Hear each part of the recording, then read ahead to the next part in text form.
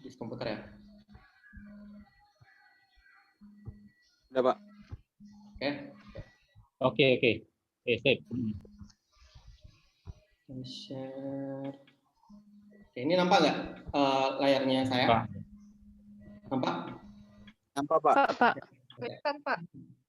Nah, jadi tadi ada SEO. Nah, jadi kadang-kadang kan kita nggak ada duit gitu, nggak ada duit untuk iklan di Google gitu. Teman-teman selama ini kan mikir itu Google punya perusahaan kaya raya, uangnya dapat dari mana sih gitu. Iya kan? Kita pakai gratis, kita pakai map gratis, kita pakai search engine-nya gratis, kita nonton di YouTube-nya gratis. Ya, dapat uangnya dari mana? Contohnya kalau di Google search mereka dapat uangnya dari mana? Nah, jadi ketika teman-teman di sini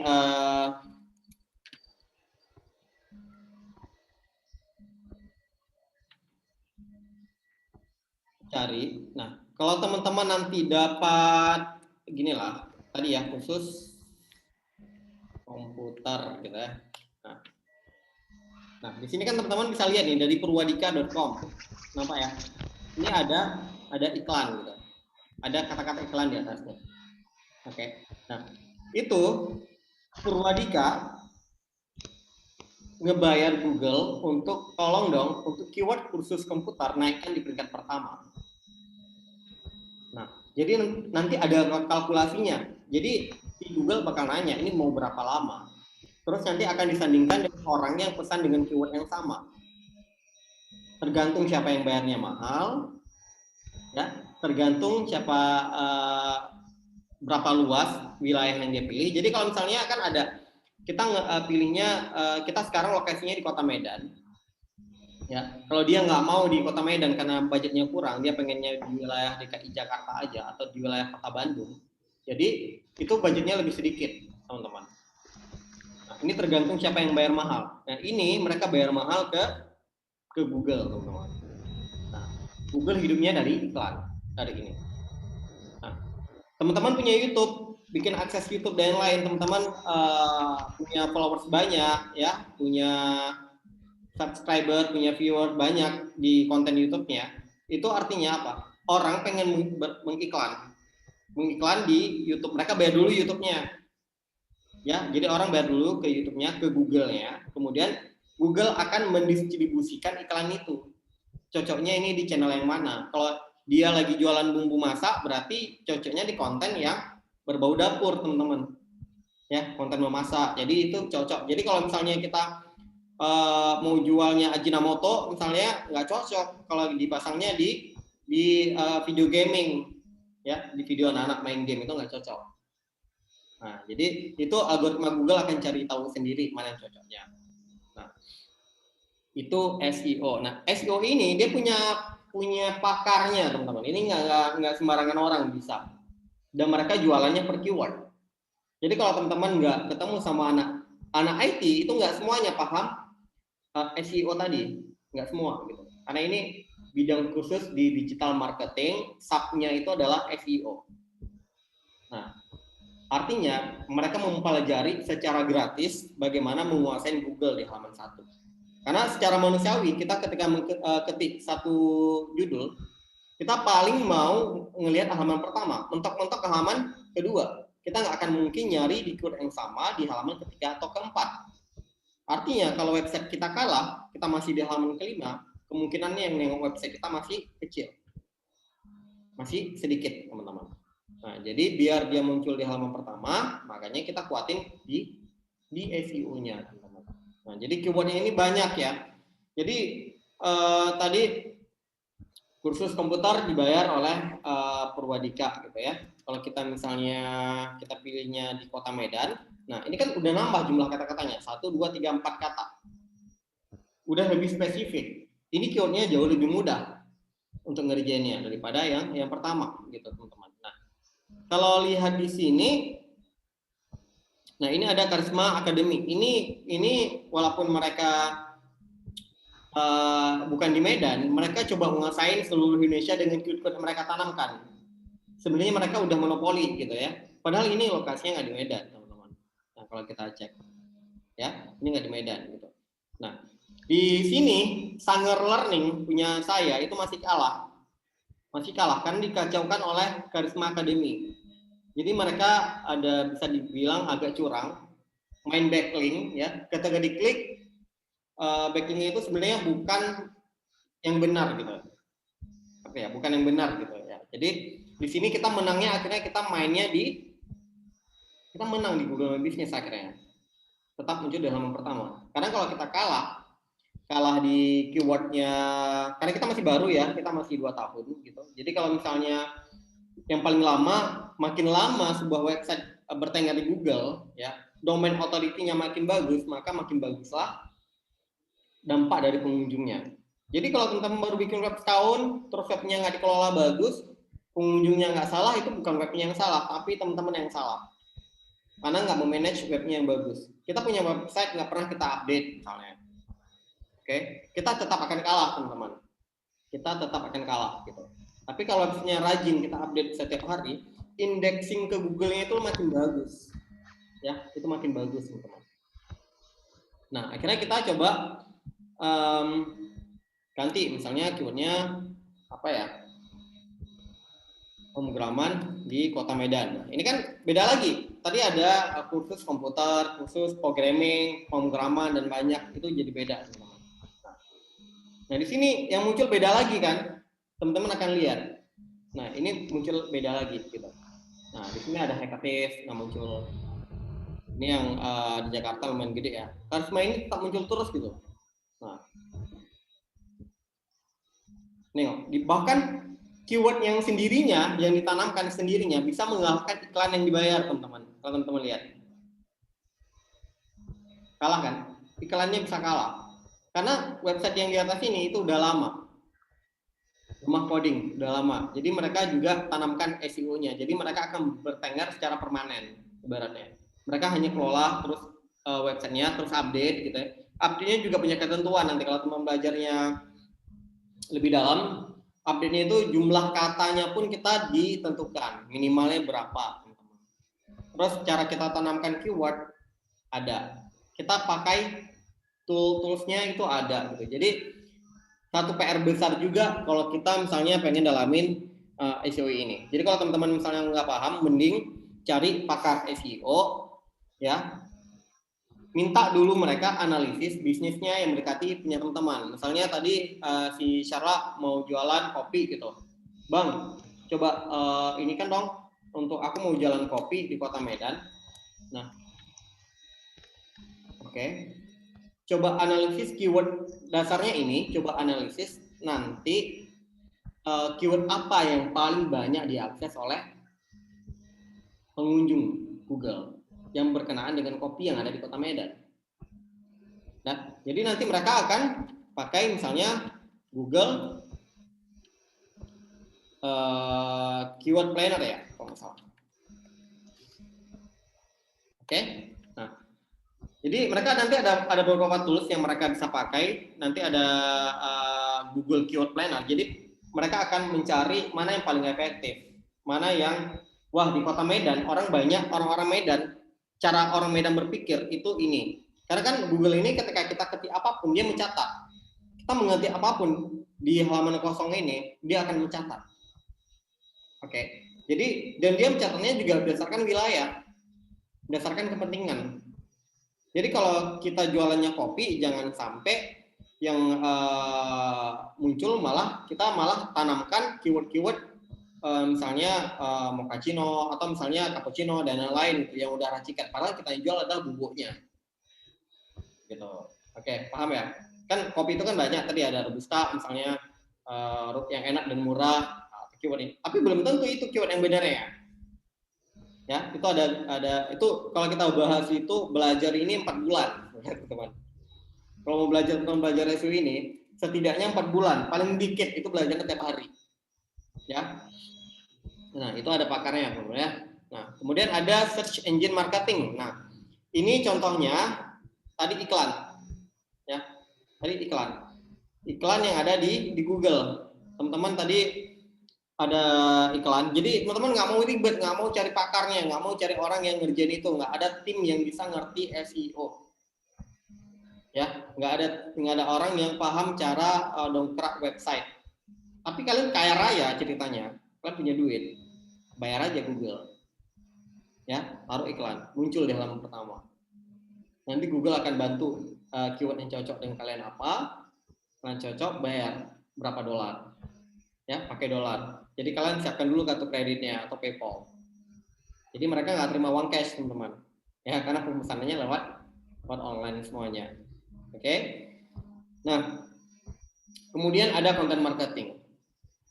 Content marketing. Nah, ini juga nggak bisa sepele, teman-teman, content marketing ini. Content marketing itu apa?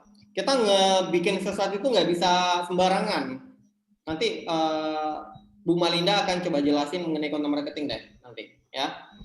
Jadi content marketing itu, teman-teman, misalnya sebuah website tadi ada ngaji.com, kita cek ya ngaji.com. Nah, jadi ngaji.com itu harus benar-benar mikirin ini sebagusnya di halaman depan ini apa sih yang mau ditampilin gitu. Ya. Apa sih yang mau ditampilin di halaman depan ini? Oh, ini slider gitu. Oke, slide-nya oke. Secara UI UX-nya misalnya mereka udah approve, udah oke. Nah, jadi kata-katanya ini gimana ya? Biar ngena di orang yang bacanya gitu. Nah, biar nempel di otaknya gitu. Nah, kadang-kadang kan ada yang unik dan yang lain gitu ya. Nah, ada yang pengennya soft, ada yang pengennya to the point ya, singkat aja gitu ya. Nah, teman-teman bisa ada konten marketing yang benar-benar sukses, teman-teman. Nengok nggak iklan rokok? Iklan rokok itu kalau teman-teman lihat dia cuma punya foto satu, kadang-kadang tagnya cuma satu baris ya. Dia coba terjemahkan dia kesimpulannya apa ya, dia yang ditangkap itu dia kembalikan lagi ke orang yang lihat gitu. Kadang-kadang konten marketing itu bisa kita ngomong pakai foto aja gitu. Nggak selamanya teks ya teman-teman, nggak selamanya teks. Bisa foto, bisa video, bisa animasi teman-teman. Ya, jadi kadang-kadang fotonya udah menjelaskan gitu. Nah, contohnya gini, misal pengajar kebaikan, ini ada bapak-bapak, ada anak pakai baju sekolah nih ya. Ini sebenarnya mau sekolah atau mau ke pengajian atau mau ke masjid atau kemana? Ini kan nggak menggambarkan teman-teman ya. Ini nggak menggambarkan. Nah, bagusnya solusinya kalau mau bagus, tim dari ngaji.com ini benar-benar produksi langsung lah foto yang bagus, produksi yang bagus gitu. Kalian pengen anak-anak gitu, cari anak-anak yang fotogenik ya, kemas yang konsep yang bagus, misalnya fotonya di masjid gitu ya. Kalian fotonya pakai lighting yang bagus, bukan sekedar jepret pakai HP ya, tapi foto yang bagus, ditata, dikemas, nah, dijadikan slide, itu jauh lebih bagus gitu. Oke, itu jauh lebih bagus gitu. Jadi kita tinggal apa ya? Kalian keluarkan energi dikit aja deh. Keluarkan energi dikit. Kita hari ini, minggu ini atau 2 minggu ini kita fokusnya ke konten marketing. Kita akan evaluasi web kita. Apa yang mau kita ganti? Slidernya mau diganti. Oke, atau kumpulan foto-foto di Instagramnya kita. Bagus. Kalau saya lihat tadi kayak Kopi tadi punya Sherla itu mereka udah lumayan bagus foto-fotonya ya, Sherla ya. Tadi sorry apa Sherla nama kopinya? Ya lupa lagi. Opir Coffee Pak. OPHIR.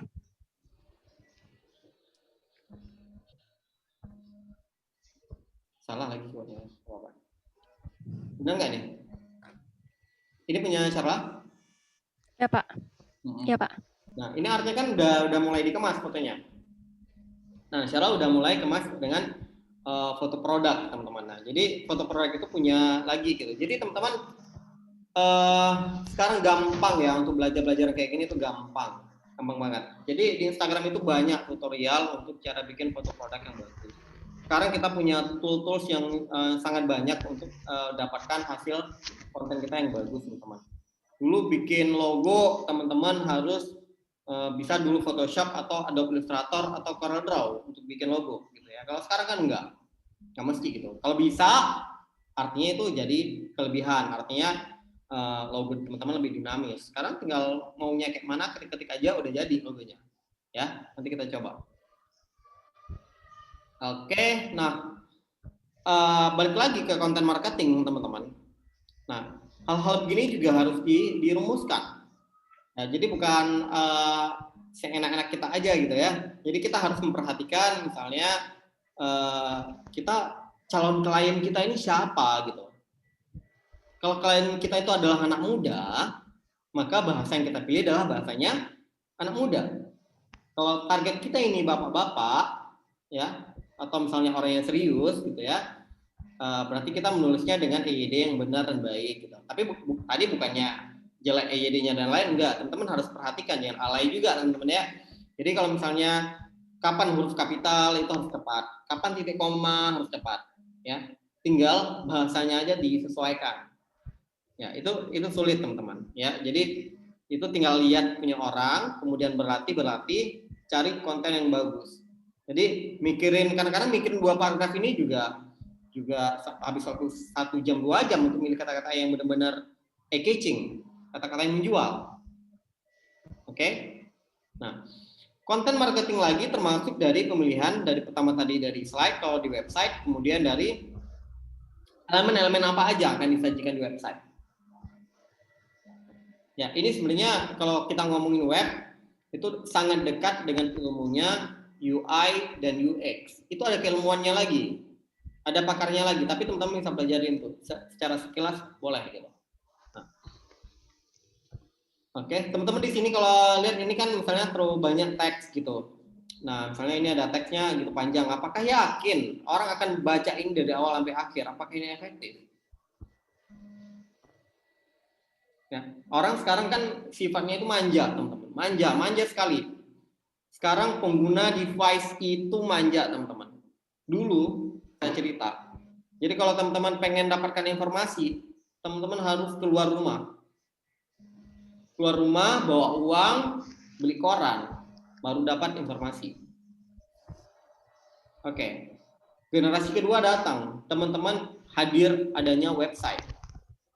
Ya, teman-teman harus tahu, teman-teman pengen baca websitenya detik.com, tinggal ketik detik.com, maka ada berita detik.com.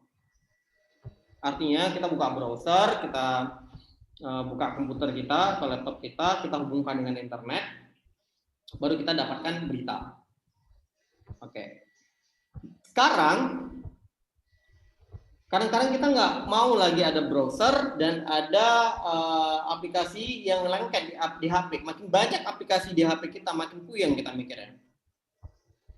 Makin nggak kebuka sama kita. Akhirnya gimana? Sekarang informasi itu, kalau dulu kita bayar, sekarang masuk dengan sendirinya lewat media sosial. Ya, teman-teman lagi browsing nih Instagram atau foto atau misalnya Facebook gitu ya. Tiba-tiba ada yang share berita gitu ya. Dapat ya.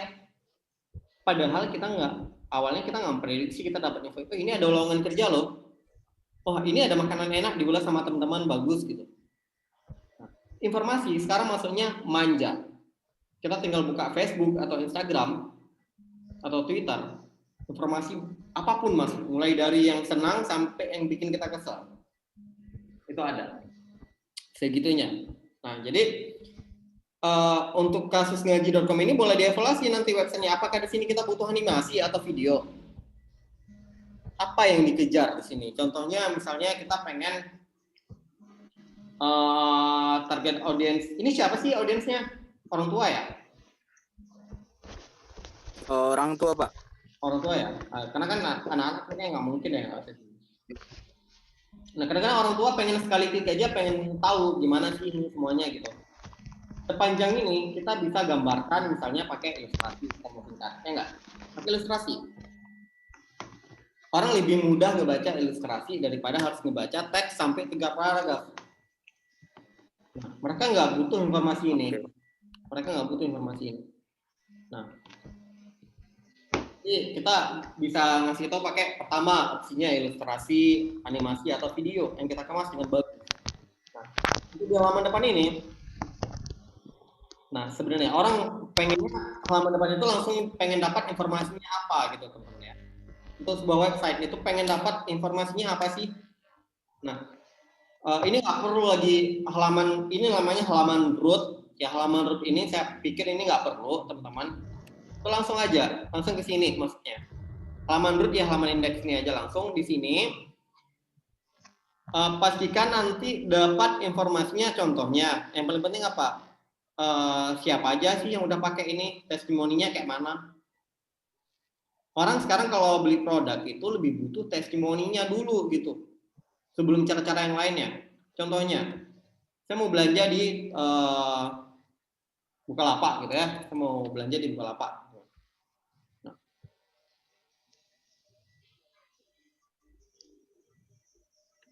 saya mau belanja di Bukalapak. Nah, di Bukalapak ini saya misalnya pengen beli cari laptop second gitu ya. Apa aja deh, terserah. Nah, di sini udah kelihatan, ya enggak? Dari bintangnya udah kelihatan. Nah, jadi kita, oh ini laptop bagus nih, harganya murah. Tapi apakah saya akan langsung beli? Nah, saya nggak akan langsung beli, teman-teman. Saya mau lihat dulu ulasannya gimana. Barang bagus banget, biasa aja barangnya. Ini baru 2 sih gitu yang komen ya. Nah, oh saya kurang yakin nih, karena yang belinya baru 2 orang. Atau yang komen baru 2 orang, saya butuhnya lebih banyak lagi. Akhirnya saya browsing lagi, teman-teman. Ya, wah ini udah terjual 1.500. Ya enggak? Teman-teman yakin mana nih yang udah terjual 1.500 sama yang terjual 71? Pastinya kita lebih yakin yang lebih banyak lakunya. Karena kan kita belanja online. Ya. Ini kenapa banyak ya? Karena dia jual baterai. Ya. Nah, pasti kita pertama akan lihat jumlah lakunya, kita akan lihat testimoninya, packingnya bagus enggak, kemudian kalau cara dia handle komplain gimana gitu. Nah, itu akan kelihatan ya. Nah, jadi kalau kalian jualannya di Bukalapak atau di marketplace, pastikan kalian tetap menjaga itu gitu. Menjaga itu. Jadi kalau teman-teman packingnya asal-asalan, kalau packingnya jelek, pengirimannya responnya lama, orang udah order hari ini, kalian baru konfirmasi pembelian 2 hari kemudian misalnya, atau di habis limit waktu yang dikasih sama marketplace gitu, dikit-dikit lagi gitu. Udah kalian approve, kalian kirim lama, baru kalian kirim 3 hari kemudian misalnya. Jadi nyampe ke klien itu sampai 2 minggu. Nah, akhirnya feedback ke kalian dapatnya apa? Jelek.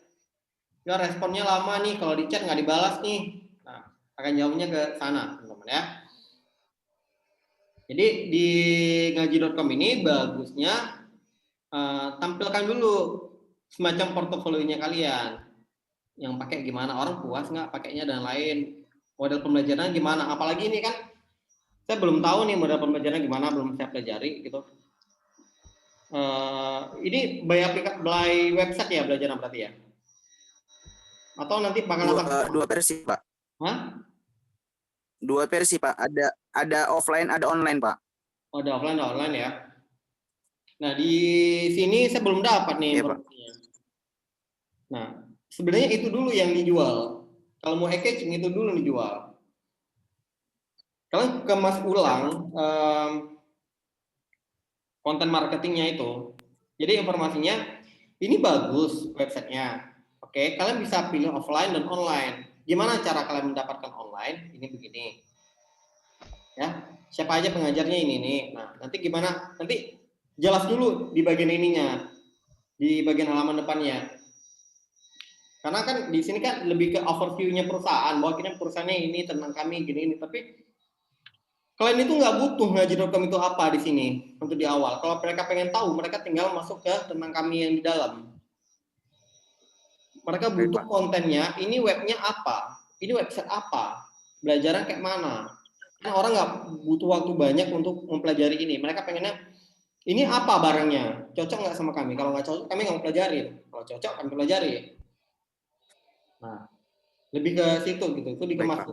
Cara tampilan oke gitu, tapi kita nggak bisa keren-kerenan soal tampilan ya. Tapi ini web efektif atau enggak? Kita ngomongin web ini efektif atau enggak gitu. Pemilihan ilustrasi dan lain udah keren, udah bagus, gitu, udah matang. Nah, tapi lebih ke konten marketingnya.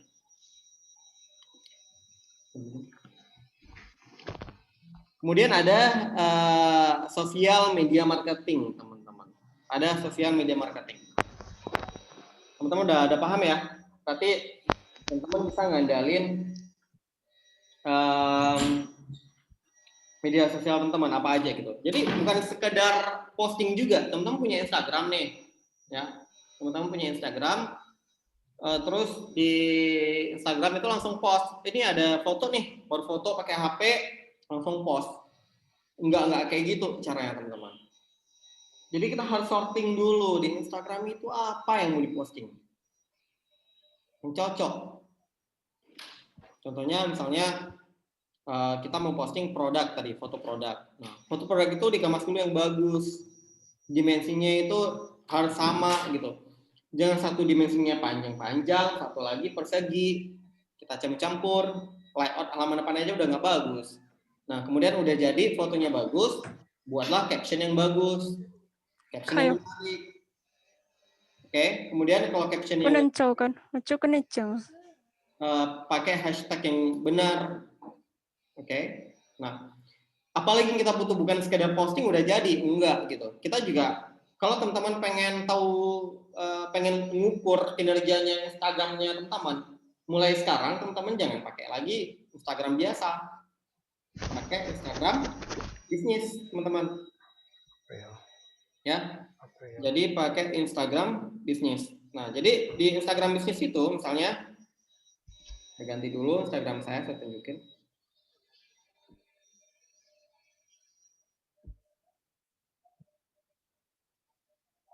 Nah, di Instagram bisnis itu teman-teman, ketika kita klik produk kita bisa promosikan, bisa promotionkan. Ya, jadi kita bisa menggapai targetnya klien kita itu berdasarkan wilayah, berdasarkan jarak tadi ya, berdasarkan jenis kelamin, berdasarkan umur. Nah, contohnya tadi Charlotte jualan kopi, dia jualan kopi. Kita harus tahu dulu yang mau beli kopi ini umurnya berapa.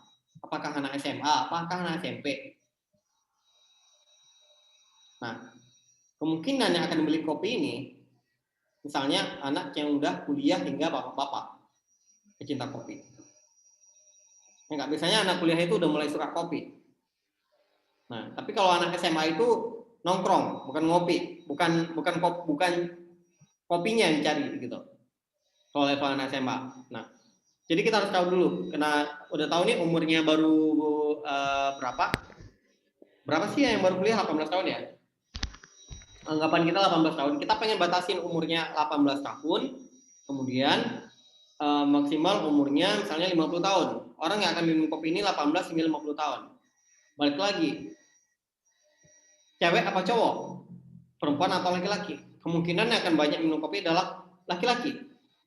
Kalau uang kita lebih nggak apa-apa, kita pilihnya dua-duanya.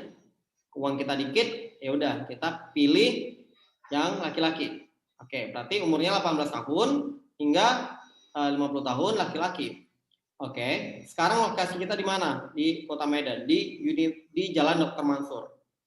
Oke, kita punya uangnya berapa? Oke, berapa dolar? Nah, kita akan cari berdasarkan area terdekat kita. Kita pengen beriklan kurang lebih sekitar 10 kilo secara circle, ya, secara circle di lingkungan kita. Kita akan menjaring bapak-bapak mahasiswa atau yang udah kerja, baru kerja, umurnya 18 hingga 50 tahun, kemudian wilayahnya adalah wilayah Kota Medan, misalnya. Oke. Nah, berapa hari kita mau iklan kita tampil? Teman-teman, itu murah iklannya, nggak ini kok. Kadang-kadang kalau saya iklanin itu 100.000 buat seminggu, saya pakai misalnya opsinya kita pengennya berapa dolar, kita punya uang berapa dolar, kemudian kita push ke Instagramnya kita pengen tahu berapa orang. Oh, uang kita 100.000 itu kebanyakan, kita pengen 50.000, boleh. Kita downgrade lagi. Jadi orang akan melihat iklan kita lebih sedikit daripada yang 100.000. Nah, karena cara kerja algoritma Instagram kayak gitu, teman-teman. Nah, jadi pastikan dulu segmen yang mau kita kejar itu benar gitu. Segmennya itu benar ya, bukan asal-asal gitu. Bukan kita ngapain lah nawarin kopi sama anak cewek baru tamat SMP misalnya. Kan nggak, kemungkinan dia nggak akan mau beli kecuali dia mau kasih kado ulang tahun buat bapaknya. Ya kan? Nah, tapi kalau dia sebagai yang pakai sendiri kopinya itu kayaknya sulit dijumpain gitu. Sulit dijumpain. Atau ada anak SD yang itu nggak cocok gitu. Nah, makanya kita harus cari dulu yang segmented, kemudian baru kita pakai media marketingnya kita. Makanya teman-teman kalau lihat kadang-kadang itu yang akan lihat iklannya bukan hanya yang berteman ya teman-teman, itu yang nggak berteman. Itu yang nggak berteman. Nah, sekali waktu nanti kita bisa bikin event selain dari iklan. Event. Contoh eventnya apa? Contoh eventnya 1 giveaway contohnya. Ya. Cara tadi pengen bikin giveaway kopinya.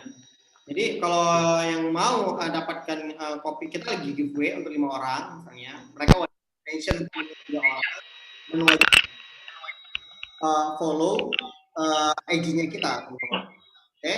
Nah, jadi kalau udah di follow, udah di mention, kemudian mereka dapatkan produk giveaway-nya. Itu cara menambah followers.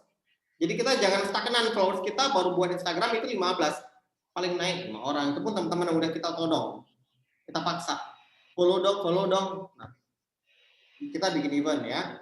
Kemudian kita bisa bikin event apa lagi? Bikin lomba misalnya. Kalian punya uang nih 2 juta atau 1 juta, pengen wah gitu. Ya udah, kalian buat aja event bikin lomba desain logo untuk perusahaan kalian. Gitu. Nah, jadi nanti mereka akan share, oh ini ada logo nih, dia akan share ke anak-anak desain grafis dan lain. Cara ikut lomba logonya adalah mereka harus follow IG kita, contohnya. Ya, kemudian mereka harus share ke beberapa orang lagi. Nah, jadi minimal peserta tadi udah follow nih kita. Yang kedua, kita dapat tadi teman-teman kalau bayarnya desain grafis untuk desain logo itu setidaknya habis 1 juta ya kalau yang benar-benar kerjain 1 juta. Tapi uang itu kita coba kasih ke customer kita kemas. Walaupun dengan 1 juta kita bisa kemas. Contohnya jual 1 500.000 plus dapat kopi 2 yang 1/4 kilo gitu, atau misalnya yang 1/2 kilo gitu. Nah, kita habiskan, kita jual produk kita sekalian kita buatkan logo, akhirnya kita dapat logo yang bagus. Kita tinggal pilih aja tuh.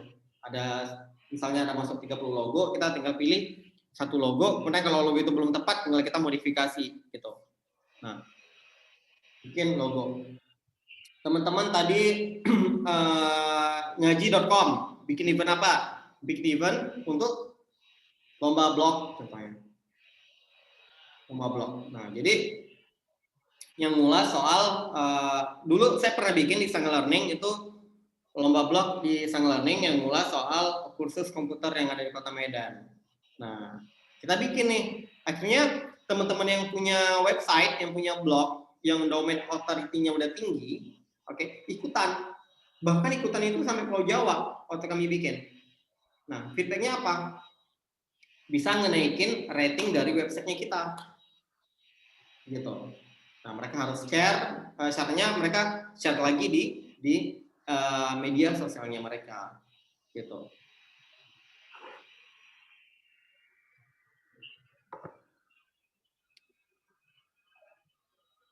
Oke, berikutnya ada email marketing. Nah, email marketing ini teman-teman pasti pernah terima email dari Bukalapak contohnya ya. Atau dari Tokopedia atau dari Shopee ya, kalau ya.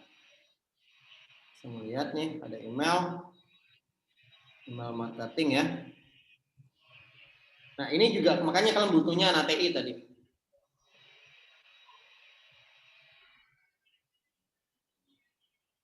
Jadi kalau misalnya ada Shopee atau Shopee ya.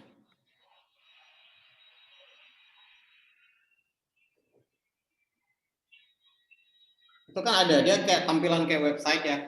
Atau saya login pakai email saya.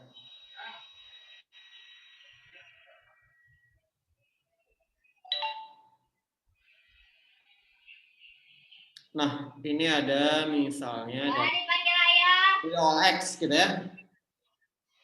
Nah, dari OLX itu mereka bahkan udah sangat canggih gitu ya. Jadi dia otomatis dikirim oleh sistem teman-teman ya. Jadi mereka ada button yang bisa kita klik kemudian menuju ke ininya gitu.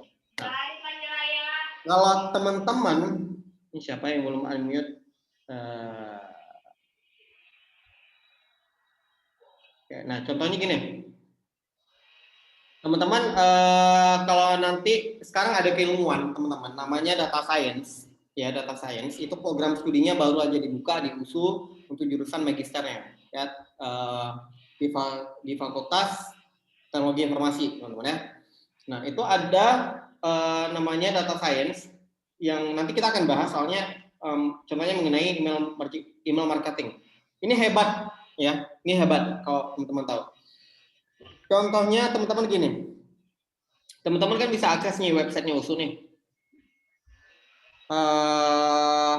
Direktori mahasiswanya ya, di mahasiswa ya.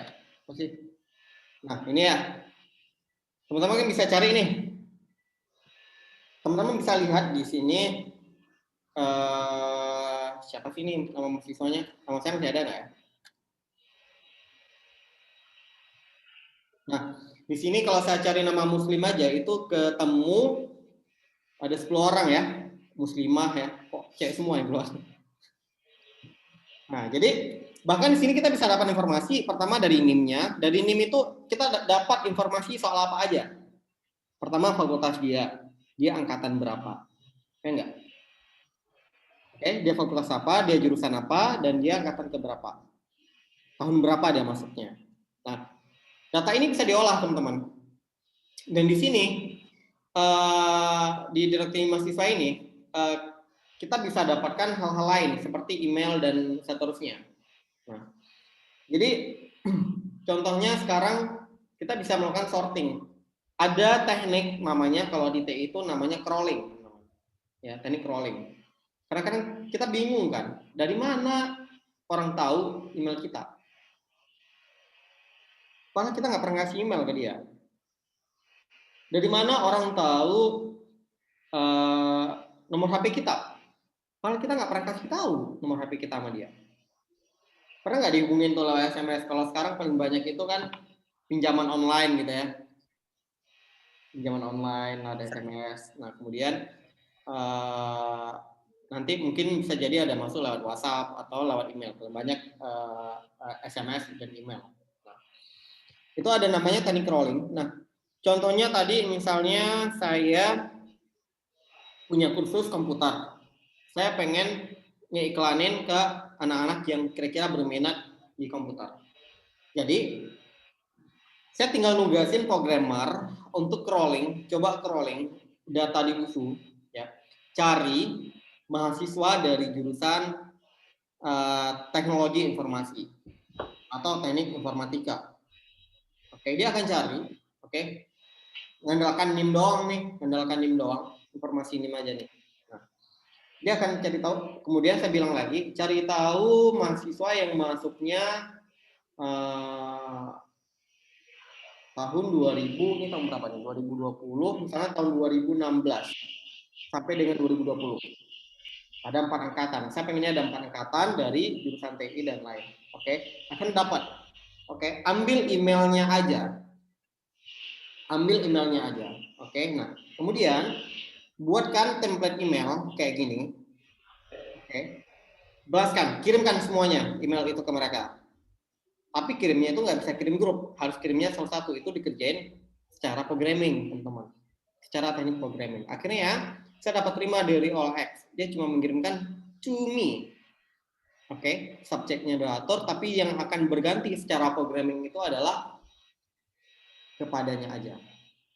Ini seolah-olah dia spesial mengirimkan buat saya, padahal dia mengirimkan ke semua pengguna OLX. Oke, ini namanya email marketing. Jadi kalau nanti perusahaan teman-teman udah besar, silahkan hire anak-anak TI ya untuk menguasai digital marketing ini. Sangat banyak caranya. Ya, jadi marketing itu sekarang bisa masuk ke orang langsung. Kita nggak perlu nawarin satu-satu. Oke. Nah, ini ada SEO. Sebelumnya ada yang mau tanya nggak? Ini udah saya bahas tadi. Ada yang mau nanya? Pak, saya mau nanya nih Pak. Iya, boleh.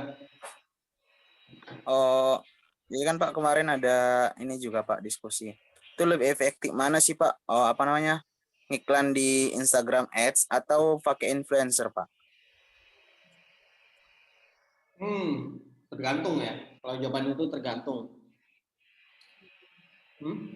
Ya nanti ditambahin sama Bu Malinda deh ya jawabannya. Karena Bu Malinda ini juga seorang influencer. Nah jadi kalau saya jawab itu tergantung ya, tergantung. Misalnya kita pakai Instagram Ads. Pertama cakupan kita, luasnya kita udah cocok belum gitu. Oke. Nah kalau influencer ini kita pastikan dulu dia cocok dengan apa ya, dengan target pasaran kita. Contohnya kita sekarang jualan baju gitu. Nah, baju itu dipakai oleh influencer, pengikutnya banyak, fansnya banyak, kemungkinan besar akan efektif. Ya enggak? Kemungkinan besar akan efektif. Orang kan lihat, oh, bagus ya bajunya di mana ya gitu. Nah, terus tergantung juga influencer ini kan terbagi-bagi nih. Ada dia pakai, hey aku beli ini, aku dapat ini bagus loh menurutku. Ada yang kayak gitu. Yang biasanya yang agak hard, iklan-iklan yang agak keras itu susah lakunya. Ya, ini bagus loh produknya gini-gini. Nah itu tuh agak-agak susah gitu. Nah, tapi kalau misalnya dia pakainya untuk keseharian, ya ada yang nanya dan lain, ini bagus bajunya beli di mana Mbak? Itu jauh lebih mudah gitu. Nah, kemudian bisa jadi kalau kontennya di YouTube, teman-teman punya produk, misalnya ada device baru gitu, ada YouTuber yang kerjanya ngulas barang. Nah itu cocok, dia memang ngulas barang-barang elektronik gitu. Kita punya produk, dia baru ngulas HP baru nih. Nah jadi kalau dia ngulas HP baru, dia cocok dengan subscribernya dia, itu cocok gitu. Tapi kalau misalnya dia misalnya influencernya apa sih gitu, dia terkaitnya makeup contohnya, followersnya itu makeup paling banyak gitu. Datang kita sodorin sepatu ke dia, itu belum tentu efektif teman-teman. Ya, walaupun yang akan lihat banyak itu belum tentu efektif. Tapi balik lagi tadi kekuatan uang teman-teman untuk beriklan di Instagram Ads itu berapa? Kemudian pemilihan segmentifnya itu cocok atau enggak, itu bergantung ya. Nah, kalau influencer pastinya teman-teman cuma sekali posting, cuma 1 hari. Ada plus minusnya ya, dia cuma sekali posting udah gitu, itu udah biasanya ke skip. Jadi walaupun dia punya followers dia itu 1 juta orang, enggak 1 juta yang melihat ya, enggak 1 juta yang melihat. Keuntungan dari Instagram Ads teman-teman punya waktu 2 minggu misalnya, 2 minggu itu dia akan berganti terus orangnya.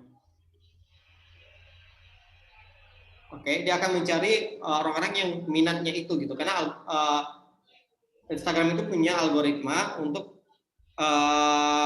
mencari minat. Ini sebenarnya kita lagi ngomongin machine learning ya. Kalau di komputer itu ada ilmunya namanya machine learning. Itu informasi untuk kita tahu gitu. Contohnya gini ya. Itu algoritma untuk mencari tahu isi kepala kita. Teman-teman pernah nggak sih buka Lapak atau Tokopedia, kemudian lagi lihat iklan sepatu contohnya. Oke. Gitu masuk ke Instagram atau Facebook, tiba-tiba iklan itu nongol di Instagramnya teman-teman. Nah, padahal si yang punya akun itu nggak pernah beriklan di Instagram.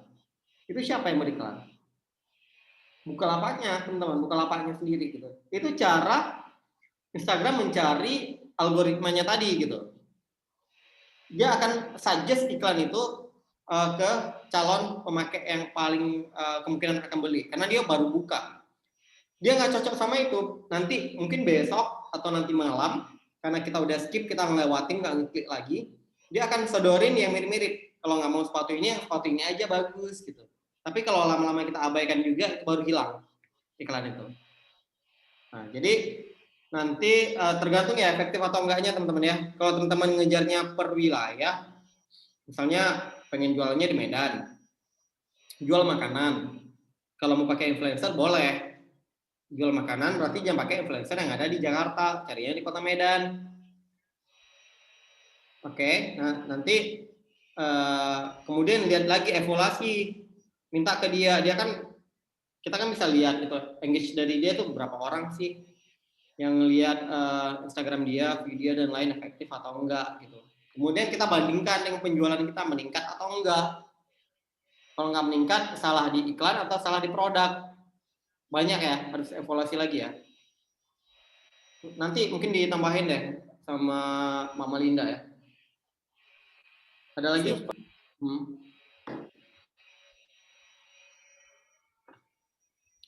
Oke, besok teman-teman itu kita bakal praktik ya, bakal praktik lebih ke praktik lah. Nanti tolong pastikan teman-teman besok itu di depan laptop lah, bawa laptop ya, jangan pakai ponsel ya teman-teman. Nah, jadi di sini ada bisnis yang gagal. Kita udah jalanin, tapi gagal. Kenapa sih gitu? Nah, you don't have a website. Di beberapa bisnis itu nggak perlu website, bisa digantikan oleh Google My Business. Oke, tapi kalau misalnya kita jualnya produknya website itu penting teman-teman. Kadang-kadang orang bukan transaksi di web ya, bukan transaksi di web. Kalau kita pengen besar, orang itu kadang-kadang bukan mau transaksi di webnya, tapi pengen melihat ini perusahaan terpercaya atau enggak. Ya enggak? Untuk trust gitu. Untuk trustnya aja, benar nggak dia ini? Coba lihat dulu webnya. Oh, webnya bagus, rapi, benar nih. Kita bisa nih transaksi sama dia. Ya, untuk trustnya gitu. Untuk orang mau lihat, mau ngecek aja ini benar nggak sih bisnisnya gitu. Nah, tapi kalau bisnisnya kecil-kecilan itu belum perlu. Ya, kalau bisnisnya misalnya masih jual dimsum itu masih belum perlu lah ya teman-teman. Tapi kalau misalnya udah teman-teman punya produk, kayak tadi misalnya kalian punya produk ngerancang sebuah alat yang bisa menghemat BBM misalnya, itu orang butuh kepercayaan, mau lihat lebih jelas gitu. Karena di marketplace itu kan orang nggak bisa menggambarkan semuanya. Nah, tapi orang bisa melihat dari segi websitenya, kontennya, digital marketing, konten marketingnya gimana, benar, bagus nggak. Gitu. Nah, mungkin nanti akan datang investor untuk mendanai kita dan seterusnya. Itu butuh website. Nah, yang poin yang kedua, kita remeh-temeh, kita ngeremehin digital marketing. Kita masih ngandalin, kita mau jualan sarapan pagi. Kita masih benar-benar ngandalin buka meja di depan rumah, kita jualan. Ya, itu nggak laku, teman-teman. Jadi kalau laku tuh orang-orang lewat di situ aja, kalau nggak enak bisa ngebeli lagi. Ya, atau tetangga kita aja. Kalau mereka bosan sama menu itu ya nggak mungkin tiap hari mereka beli di situ. Hari ini mereka mau beli nasi gurihnya, besok mereka udah cari mie balap. Ya, tapi kalau kita ngandalin digital marketingnya kita, contohnya kita mau pasarkan via platform dari Gojek dan GoFood. Market kita akan lebih luas. Rupanya ada orang pengen makan tapi nggak mau keluar rumah. Pengennya tuh tekan HP, ya udah dia bayarnya pakai OVO, pakai GrabPay, atau dia mau bayar cash di rumahnya, udah keluar ke depan pintu dia makan. Ya, jadi kita nggak bisa sepele sama digital marketing ini. Perusahaan besar sekalipun itu masih ngiklan, teman-teman.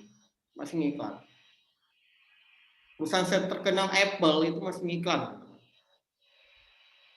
Ya, perusahaan apa yang besar-besar lagi?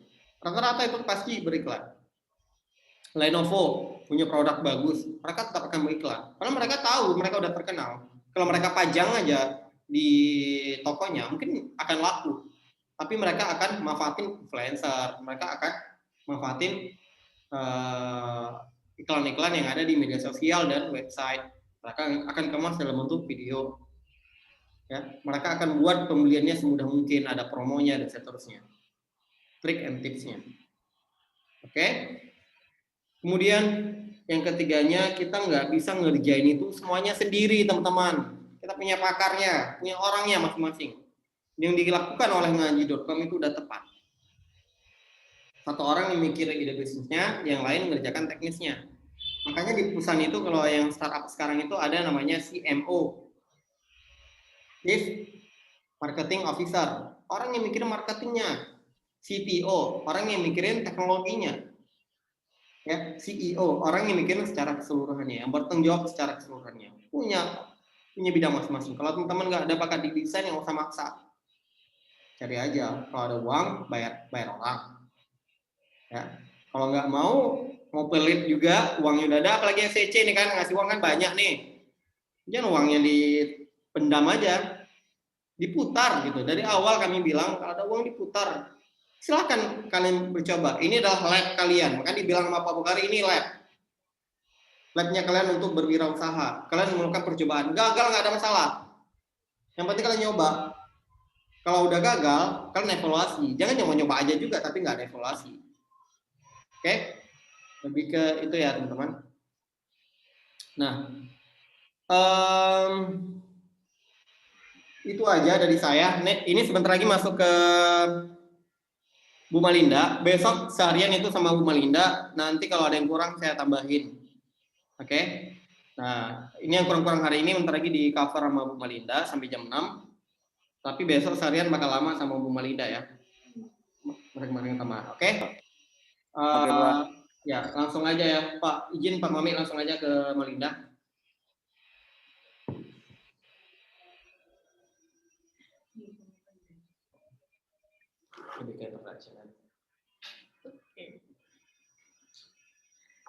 Oke, Assalamualaikum warahmatullahi wabarakatuh. Selamat sore semuanya. Selamat sore Waalaikumsalam warahmatullahi wabarakatuh. Pak Mami juga, Pak Bukhari, dan adik-adik entrepreneur yang sudah punya usaha, yang sekarang ini mudah-mudahan usahanya terus berkembang walaupun kita lagi ada di dalam kondisi pandemi. Nah, tadi itu udah mendengarkan penyampaian dari Pak Muslim Ramli soal digital marketing. Beliau juga udah cerita tentang SEO itu seperti apa, terus juga udah cerita lagi tentang lain-lainnya. Dan ini saya akan sambung lagi. Oh ya, perkenalan dulu, saya Malinda Salis Miring. Saya bersama dengan Pak Muslim Ramli, kita membuat satu kursus komputer, programming multimedia namanya Sang Learning. Saat ini saya sebagai juga dosen di Fakultas Ekonomi dan Bisnis di Universitas Sumatera Utara. Nah, oke, ini kayaknya saya lanjut aja.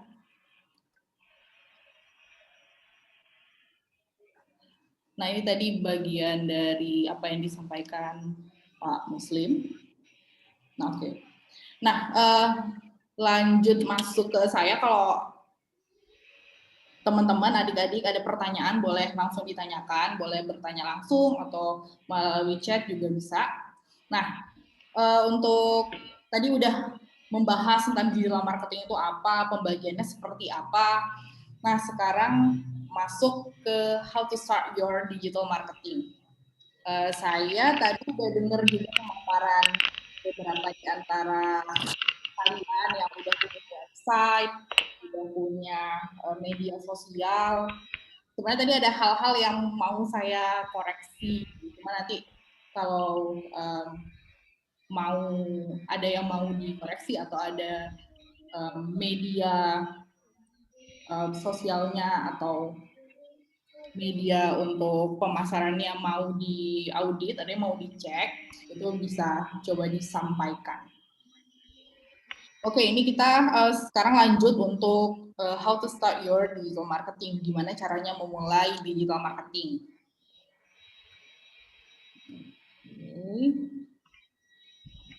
Mulainya harus dari mana? Nah, jadi sebenarnya kalau yang saya pelajari juga saya praktikan, sebenarnya kalau di digital marketing itu kan ada banyak. Dan di dalam untuk mendapatkan mana yang paling bagus, itu kita harus benar-benar kita coba kita coba dulu, Nanti kita lihat, kita evaluasi. nih panggil aja. Jangan menggunakan terlalu banyak media sosial yang membuat nanti akhirnya kita nggak fokus mau kemana gitu. Malah akhirnya media-media sosial atau digital marketing yang kita gunakan jadi tidak efektif, tidak bekerja sesuai dengan fungsinya gitu. Dan untuk medianya sendiri, yang pertama itu kita harus fokus ke customer. Kira-kira customer kita itu atau segmentasi dari barang atau jasa yang kita jual itu kira-kira arahnya itu kemana?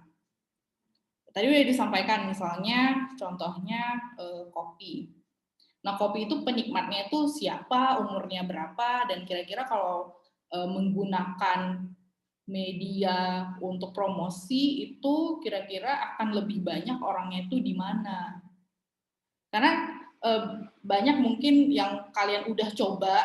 Saya udah selama ini udah coba pakai Google My Business tapi nggak bekerja gitu, saya nggak dapet. Atau saya selama ini udah pakai Instagram, atau saya selama ini udah coba bayar influencer untuk naikin penjualan saya tapi nggak berhasil gitu. Nah sebenarnya yang harus dievaluasi juga sebenarnya kita udah bener belum menentukan kira-kira marketing strategi kita itu harusnya tuh kemana gitu, customer kita tuh di mana, udah sesuai atau belum. Dan kebanyakan kejadiannya itu adalah kita kayak ya udah gitu, kita orang mungkin bisnis lain buat Facebook fanpage atau buat Instagram untuk produknya, yaudah kita buat juga gitu, tapi tidak benar-benar kita kelola, nggak benar-benar kita maintain, jadi akhirnya tidak berhasil. Gitu. Terus build your brand story. Nah, jadi di saat sekarang ini untuk barang atau jasa orang-orang itu bukan lagi sekedar melihat produk yang kita jual itu apa gitu, tapi sebenarnya apa sih yang ditawarkan dari produk kita gitu. Kenapa produk kita tuh spesial sehingga orang itu wajib untuk beli, wajib untuk coba.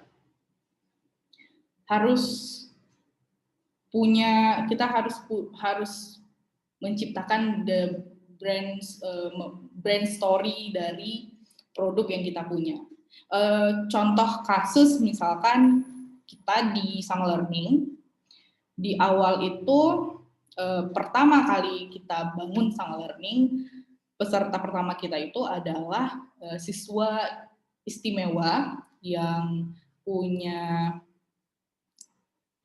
kekurangan, dia tidak bisa mendengar. Akhirnya dia itu juga punya kesulitan untuk berbicara. Nah, kita pada saat itu kita terima dia, kita ajarkan dia ilmu-ilmu, skill-skill yang sebelumnya dia tidak ketahui. Nah, udah setelah itu kita mulai membangun bahwa kita Sang Learning ini terbuka untuk siapa saja, semua orang bisa masuk gitu, bahkan seseorang yang mungkin di kondisi fisiknya tidak sempurna bisa belajar di tempat kita dan bisa berkembang gitu. Setelah itu kita jadi banyak dapat tawaran-tawaran, ada juga beberapa siswa-siswa istimewa yang lain yang juga turut akhirnya datang ke kita.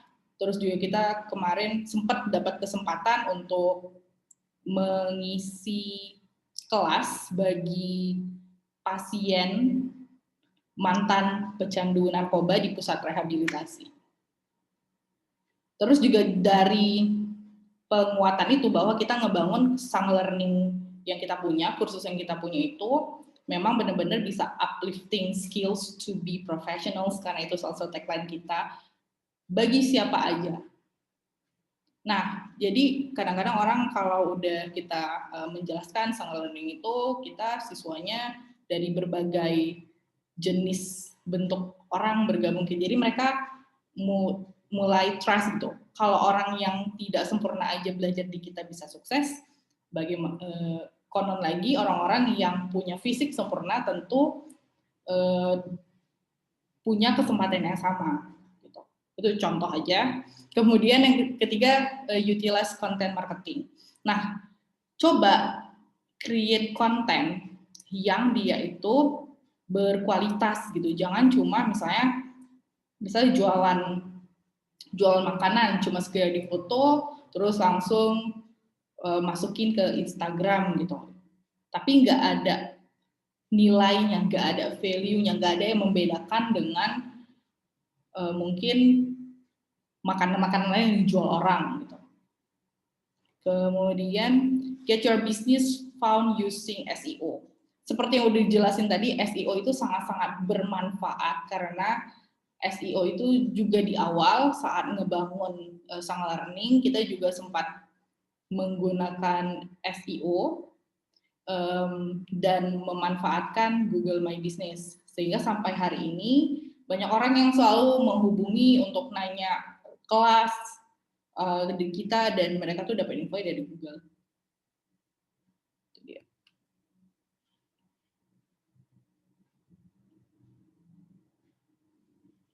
Nah, brand itu di dalam jangka panjang itu akan jadi identitas daripada bisnis kita. Makanya kita itu penting untuk mengenalkan, menunjukkan brand kita itu kepada calon customer kita.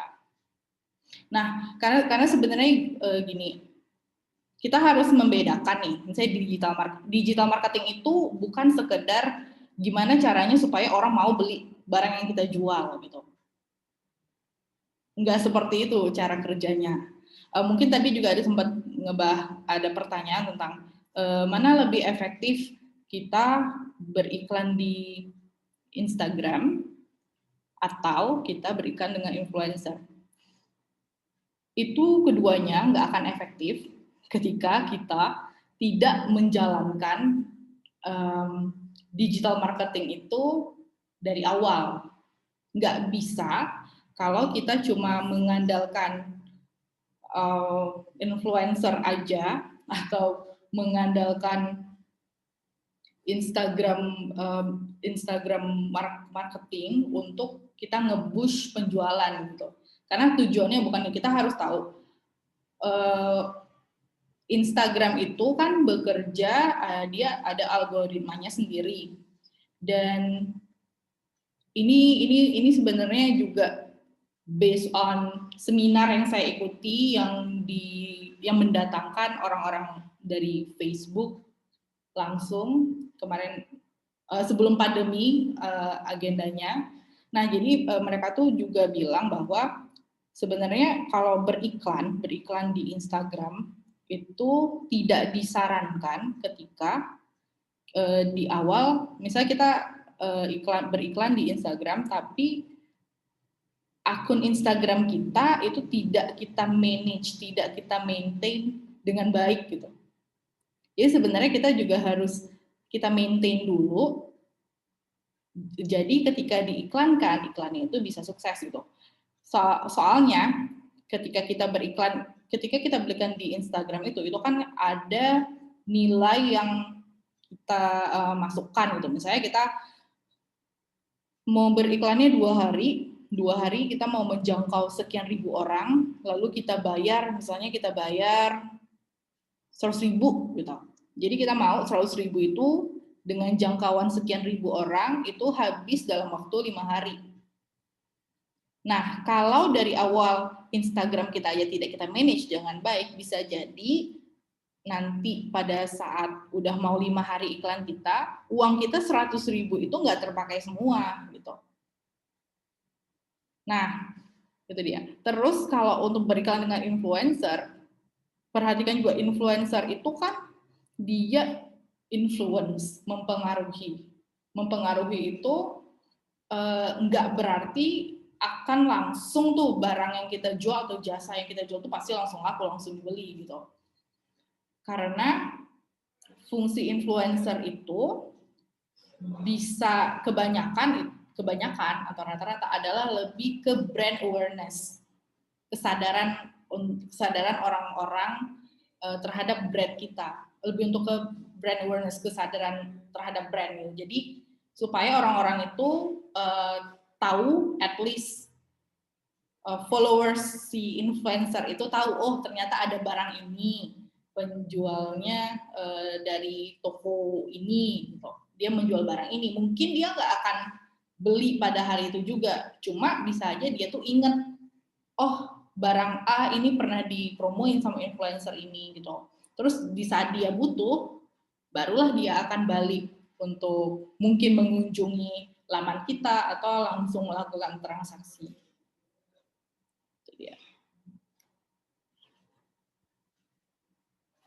Oke, oops. Nah, jadi ini hal-hal yang perlu kita lakukan, membangun strategi, kita harus bangun strategi kita mau seperti apa. Kemudian ini yang saya bilang juga tadi ada brand awareness campaign. Inilah yang dilakukan oleh influencer, gitu. Influencer atau mungkin kita beriklan. Beriklan itu sebenarnya lebih ke brand awareness campaign, karena aksi orang membeli atau tidak produk kita itu balik lagi tergantung gimana service kita dan gimana cara kita memang melakukan pelayanan terhadap calon customer. Banyak soalnya orang-orang yang sebenarnya banyak gitu, apalagi zaman sekarang ya, orang-orang yang nggak gitu mempermasalahkan harganya berapa gitu, tapi ketika dia nyaman dengan pelayanan yang kita kasih gitu, maka dia akan balik lagi ke kita. Karena hal itu juga terjadi di Sang Warning gitu. Jadi kita banyak orang-orang yang datang ke kita itu cerita bahwa dia udah bertanya ke tempat-tempat lain, tapi somehow pelayanannya itu tidak memuaskan gitu, atau tidak sesuai dengan yang diharapkan gitu. Akhirnya mereka datang ke kita. Di kita berusaha memenuhi ekspektasi mereka, dan akhirnya jadilah calon pelanggan itu jadi pelanggan kita.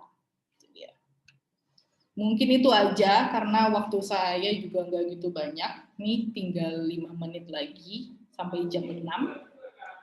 Kalau ada yang mau ditanyakan boleh. Oke. Dipersilakan. Kak, saya mau tanya ini. Ya. Saya Nadia Karisa. Mau tanya ini, Kak. Apa itu? Nah, tingkat efisiensi kita kalau kita pakai banyak e-commerce atau sosial media itu kan rendah gitu kan, Kak. Jadi saya ngerasain itu sendiri, benar-benar memang nggak semua e-commerce itu ada progresnya, mungkin sedikit progres. Jadi apakah sebaiknya memang fokus ke 1 atau 2 e-commerce saja gitu? Nah, sebenarnya yang saya bilang tadi itu kan kita perlu trial and error dulu. Apalagi kalau misalnya usaha kita terus orangnya nggak begitu banyak, akan lebih baik kita tuh fokus ke mungkin 1 atau 2 yang memang benar-benar bisa kita maintain secara terus-menerus. Gitu. Dan ini sih terus gini, terkait juga dengan nama. Misalnya kita, kamu Nadia, kamu jualannya atau usahanya apa ya? Nasti purun, Kak, kayak kerajinan tangan. Nah, kerajinan tangan. Nah, saya juga ini based on pengalaman juga gitu, karena saya juga sering ikutan seminar dan lain-lain gitu. Nah, ada kalanya ketika nama usaha kita itu mungkin agak susah untuk diingat orang. Misalnya ini kayak di marketplace gitu, kita boleh misalnya kasih nama yang umum aja. Misalnya orang biasanya kalau barang kerajinan kita itu cari namanya apa sih gitu. Kita bisa kasih nama yang anggaplah agak lumayan sering dipakai orang untuk misalnya ngarahnya ke kita. Misalnya kayak mungkin kerajinan, misalnya orang sering cari kerajinan tangan Medan misalnya kayak gitu. Ya udah gitu, kita bisa entah menyelipkan itu di setiap judul dari produk kita, atau kita tulis aja di nama toko yang ada di marketplace yang kita pakai. Itu salah satu hal yang bisa dipakai juga sih. Maksudnya kita nggak harus misalnya kita punya nama, yaudah itu aja kita buat. Nggak harus seperti itu, karena sebenarnya kalau di marketplace itu juga ada semacam SEO-nya. Misalnya ada kata-kata kunci yang bisa kita pakai sehingga ketika orang searching, produk kita yang muncul. Oke. Makasih banyak, Kak. Ya, sama-sama. Ada lagi yang mau nanya atau mungkin mau menceritakan produknya?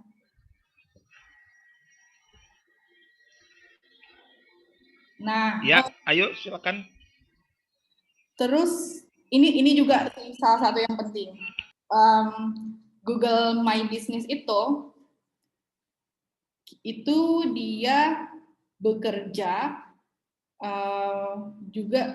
juga bisa, misalnya kayak itu bisa bekerja dengan baik juga ketika banyak orang yang kasih review sama Google My Business kita. Jadi kayak misalnya di Sanger gitu, Sang Learning.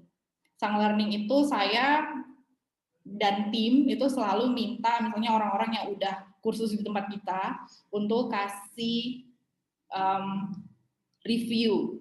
Kita minta kasih bintang 5 karena biasanya kalau misalnya semakin banyak reviewnya, ketika orang cari itu kemungkinan muncul di atasnya itu lebih tinggi.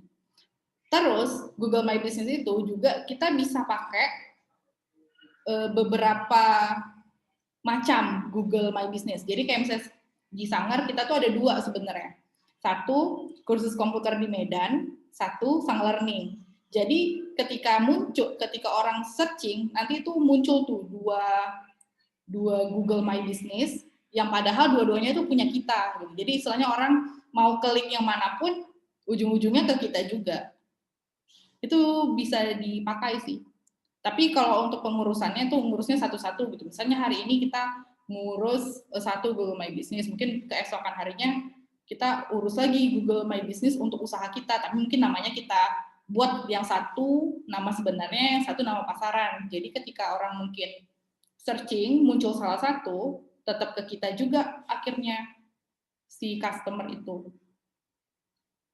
Ini dipakai di salah satu usaha sablon kalau nggak salah, kayak sablon di Medan gitu. Jadi dia punya 1 usaha, cuma Google Business-nya itu ada 4. Kan orang-orang kadang-kadang lihat tuh, misalnya googling, terus ngelihat, oh ini ada lokasi A, seolah-olah tuh ada sablon A, sablon B, sablon C, sablon D gitu. Padahal ujung-ujungnya nanti itu orang yang sama gitu. Cuma mereka membuat seolah-olah tuh ada banyak gitu, padahal ujung-ujungnya kamu pilih nomor berapapun itu ujung-ujungnya ke penjual yang sama. Itu dia. Oke. Ini waktunya udah 18.01 ya. Oh iya, udah lewat. Mungkin waktunya udah lewat. Mungkin sementara kita padakan seperti dulu, kan besok kita ketemu lagi melalui praktek ya. Jumpa lagi dengan Pak Muslim dan Bu Melinda ya. Jadi kalau ada pertanyaan besok bisa sambung ya. Jadi ini mungkin kita pada seperti ini. Sebelumnya mungkin ada yang bersama Pak Buhari mungkin ya, untuk menutup acara ini. Pak Buhari, silakan. Pak Emiarso, panggilan kerennya Pak Mami ya. Terima kasih Bu Melinda ya. Terima kasih sudah join. Terima kasih kepada Pak Muslim ya tadi. Terima kasih banyak. Sehingga terima kasih kehadiran adik-adik sekalian yang hebat-hebat yang ingin maju. Alhamdulillah saya mengapresiasi apa yang adik-adik lakukan. Sayang sekali yang lain tidak mengambil kesempatan itu. Ya tak nggak apa-apa, biar aja lah mereka ketinggalan, kita tetap maju, berpositif thinking. Baiklah adik-adik. Besok ada kegiatannya, apa agendanya Bu Melinda? Mereka ada tugas nggak ya? Sebenarnya sih jadi ada tugas nggak malam ini sehingga untuk bisa Kalau tugasnya itu sih saya mau mereka itu bikin list soal media sosial atau media pemasaran apa yang udah mereka pakai. Ya. Itu aja sih. Jadi besok praktek ya. Besok kita bisa Ya, praktik sekaligus nanti ada beberapa yang bisa dijadiin bahan gitu untuk diaudit. Oke. Jadi adik-adik sekalian tolong disiapkan untuk besok apa yang sudah dibuat. Serla tadi sudah nampilkan, kemudian Bangun tadi sudah juga. Yang lain tolong disiapkan. Jadi untuk dievaluasi besok ya, Bu Melinda sama Pak Muslim ya. Ya. Jadi besok bagaimana mungkin terkait dengan logo, website ya gitu ya. Kemudian media sosial, media marketingnya. Jadi saya juga tadi belajar juga, saya punya bisnis. Jadi saya tadi menyimak terus tuh apa yang disampaikan Bu Melinda sama Pak Muslim. Jadi nanti rekaman ini kan ada. Jadi saya nanti akan putar-putar juga rekaman ini. Sehingga nanti jadi nggak sembarang kita membuat apa ya, di Instagram juga. Cuma kan kalau Instagram bisnis ya, saya juga ada punya. Facebook bisnis juga sudah punya. Jadi nanti tinggal dioptimalkan lah.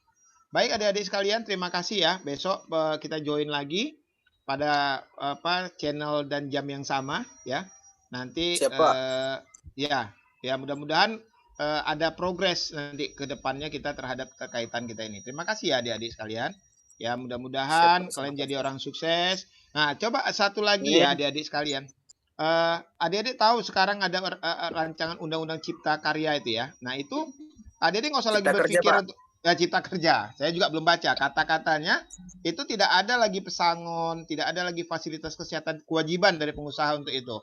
Dia bisa ambil dari orang lain, dari luar. Nah, hati-hati, persaingan makin ketat. Kalau Anda mau mencari kerja, saatnya Anda jadi tuan di negeri sendiri, saatnya Anda jadi pengusaha. Jadi Anda jangan ambil peran sebagai buruh yang akan bekerja, pegawai yang akan bekerja sehingga Anda akan menggerutu. Sekarang bagaimana ambil dengan adanya undang-undang tersebut, Anda bisa menjadi pengusaha, kan gitu. Anda bisa rekrut orang-orang dari luar negeri untuk jadi pegawai Anda. Ya kan gitu ya. Jadi inti positifnya dari undang-undang itu sebenarnya tidak ada long life employee. Tidak ada itu long life employee akan jadi beban bagi perusahaan, beban dari negara. Jadi ke depannya tidak ada lagi long life employee. Nah, apa yang harus kita lakukan ke depannya? Maka kita harus ciptakan lapangan kerja. Oke? Orang-orang dari luar negeri bisa kita pekerjakan. Anda jadi tuan betul-betul di negeri sendiri. Jadi bukan berarti jadi tuan itu kita harus jadi pekerja dan heboh untuk jadi apa? Anda mempekerjakan orang, gitu loh ya. Anda sudah maju duluan ini. Oke. Itu aja ya pesan Bapak ya. Mudah-mudahan Anda jadi orang sukses. Kami doakan sama Pak Mami, sama Pak Muslim, sama Bu Melinda, kalian jadi orang sukses. Tetap keep kontak. Kalau ada masalah, hubungin kami. Ya. Oh ya, siapa Bangun tadi udah ikut apa ya? WMM ya, daftar WMM ya. Saya udah tanya pada Bank Mandiri. Oke, nanti saya kasih nomor kontak orang Bank Mandiri, Kanwil. Nanti Bangun bisa nanya langsung kepada beliau. Saya japri ya. Kalau yang lain kan nggak guna saya tanya, karena yang lain kan nggak ada ikut mendaftar. Nah, kalau ada yang mendaftar lagi, tolong hubungi saya secara japri. Saya kirim nomor kontaknya untuk nanya-nanya bagaimana progres dari Bank Mandiri. Terus kemudian ada Wismilak itu, Wismilak. Itu biar dananya sampai 1 M. Ini bisa diambil nih. Kita mulai berkolaborasi sekarang nih. Nadia, Serla, Opir, Atur, Bangun. Coba kita mulai pikirkan apa aliansi strategis bisnis kita yang bisa mendapatkan dana 1 M. Nah, kita mulai join nih sekarang berpikir ya. Saya berharap kita join nggak berpikir one to one lagi. Nanti saya kirim share linknya ke grup biar kalian pelajari nanti itu ya. Oke, saya baru dapat tadi. Mudah-mudahan masih ada kesempatan untuk kita. Oke, itu aja dari saya Pak. Selamat dan sukses buat kita semua. Saya kembalikan kepada Pak Mami. Amin. Terima kasih Pak Bari. Kepada teman-teman lain yang belum seagresif yang tadi ya. Ada Valencia, Nadia oke. Kemudian ada Sahara, Lisa Sahara, ada Haris, Wibowo, Aflah. Ya mudah-mudahan besok mulai besok bisalah lebih aktif ya, kita buat apa yang